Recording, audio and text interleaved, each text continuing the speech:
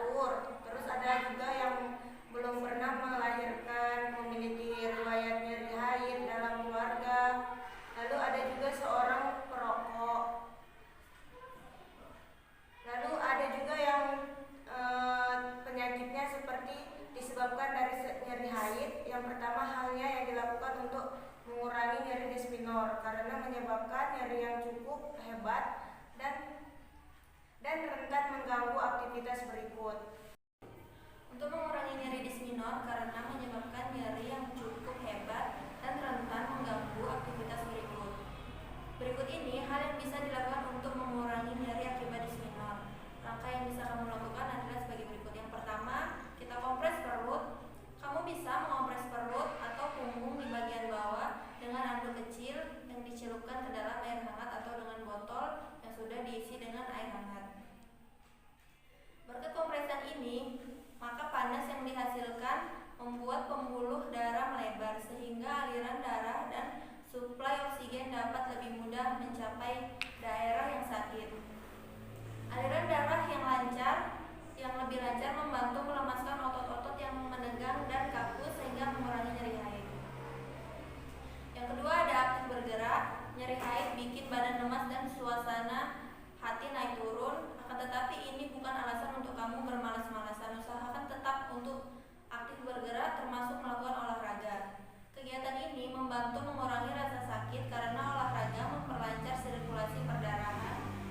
Kamu bisa memilih untuk melakukan olahraga ringan seperti berjalan kaki, senam aerobik, bersepeda, yoga, atau jogging ringan. Yang selanjutnya ada menjaga asupan makanan. Makanan tentu bisa menyebabkan lambung dan kamu mengalami resistensi air yang kemudian menyebabkan nyeri haid semakin parah. Beberapa jenis makanan yang sebaiknya dihindari adalah makanan yang tinggi lemak, garam, gula, dan selain itu hindari pula minuman bersoda. Terima kasih. Wassalamualaikum warahmatullahi wabarakatuh. Assalamualaikum warahmatullahi wabarakatuh. Saya Ira Febrianti, NIM 19000005 akan menjawab pertanyaan dari paket A. Nomor 1 yaitu penyakit apa saja yang berhubungan dengan vitamin A, yaitu ada seperti penyakit gangguan penglihatan atau bahkan kebutaan pada anak-anak. Lalu ada seperti penyakit diare, campak, dan bahkan infeksi pada gangguan pernapasan. Ada menurunnya daya tahan tubuh, lalu rambut rontok atau mudah patah, dan kulit kering. Kita menjawab pertanyaan dari nomor 2, yaitu sebutkan satu porsi pada ibu hamil, porsi makan. Jadi yang pertama ada nasi 100 gram, yaitu memiliki 400 kalori, ikan nila 100 gram memiliki 100 kalori, tempe 100 gram memiliki 192 kalori, lalu tahu 100 gram yaitu memiliki 70 kalori. Jadi di sini saya akan menjawab pertanyaan nomor 3, yaitu apa fungsi dari estradiol.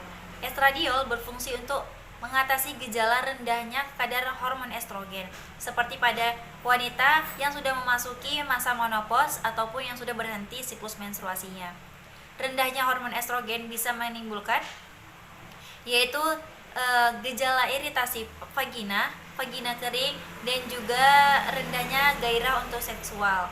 Dan hormon estrogen ini termasuk ke dalam obat, yaitu hormon sintesis, dan juga bisa diberikan untuk pengobatan kanker prostat dan juga kanker payudara pada wanita. Pertanyaan nomor 4. Jelaskan secara singkat gizi pada ibu hamil. Gizi pada ibu hamil adalah makanan sehat dan seimbang yang harus dikonsumsi selama kehamilan, yaitu dengan porsi 2 kali makan sehari. Baiklah, terima kasih. Pertanyaan nomor 5 yaitu sebutkan mineral yang dibutuhkan oleh remaja, yaitu di sini ada kalium, kalsium, zat besi, ada seng, ada fluor, mangan, iodium, dan tembaga. Dan jenis makanan yang mengandung mineral ada kacang-kacangan, buah beris, buah alpukat, telur, ada ikan sarden, makanan laut, dan kubis-kubisan. Sebutkan vitamin sumber imunitas tubuh. Jawabannya zat besi, selenium, zinc, asam folat, vitamin C, vitamin D, vitamin E, dan vitamin 16. Soal nomor 7 yaitu sebutkan penyakit kekurangan kalsium pada ibu menopause, yaitu jawabannya pertama osteoporosis, ada darah tinggi, patah tulang, nyeri punggung, nyeri pinggang, dan sakit jantung. Nomor 8 yang pertanyaannya sebutkan makanan sumber kalsium. Yang pertama ada biji-bijian, yang kedua ada keju, yang ketiga ada susu, yang keempat ada yogurt, yang kelima ada ikan sarden, yang keenam ada salmon, yang ketujuh ada kacang lentil, yang kedelapan ada almond, dan jenis-jenis sayuran hijau seperti kangkung, bayam, tahu, dan almond.